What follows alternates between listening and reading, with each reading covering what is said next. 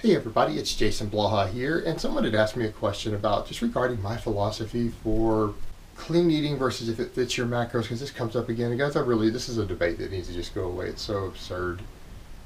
I don't even want to get involved in that debate anymore. So let's cut to what the majority of people are. The majority of the people here listening are non-competitors. You don't compete in anything. You don't compete in a weight class in powerlifting that you have trouble maintaining a weight class. You don't compete in bodybuilding. You don't compete in any sort of bikini contest. Non-competitors. If you are a non-competitor, you need to throw both those philosophies away. Those sort of debates are for people who are trying to glean a tiny little edge in a competitive environment. You don't need to track your macros. You don't need to eat a super strict clean diet in order to reach most of your goals. If your goals are just to look really good or to be really good in performance, you don't struggle with weight class.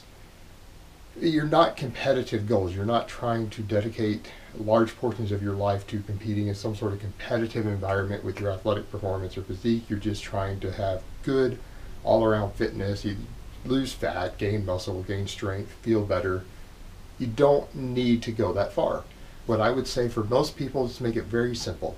If you're a non-competitor fitness enthusiast, you mainly need to just focus on counting your calories. If you're happy with your current body weight, keep your calories where they are. If you want to lose weight, reduce your calories slightly. If you want to gain weight, increase your calories slightly. It's that straightforward. And by calories, I mean the calorie on the label. Don't count them up from macros. I'm talking about when you measure foods and look at foods. If that's 220 calories, you just mark 220 calories. Very simple.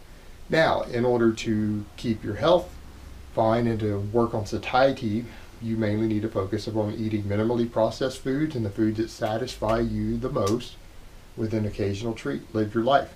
Your diet shouldn't be so strict if you're a non-competitor that you can't have a piece of cake or a couple beers during a football game from time to time. These shouldn't be that strict.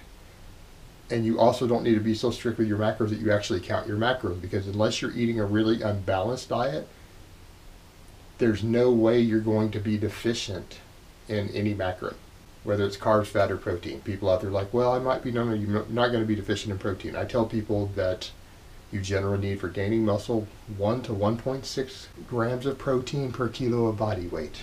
Anyone who's eating anything but a vegan diet is probably hitting that. If you guys are eating some meat, you eat a little protein powder, you eat dairy, the odds that you're not hitting that unless your calories are really low is almost non-existent. Same with fats. No one is eating an absurdly low-fat diet unless, again, you're going back and trying to limit a macronutrient. You're not eating a balanced diet. I promise you, most of you out there are eating more than 50 or 60 grams of fat unless you're specifically finding zero-fat foods to work in for most of your calories.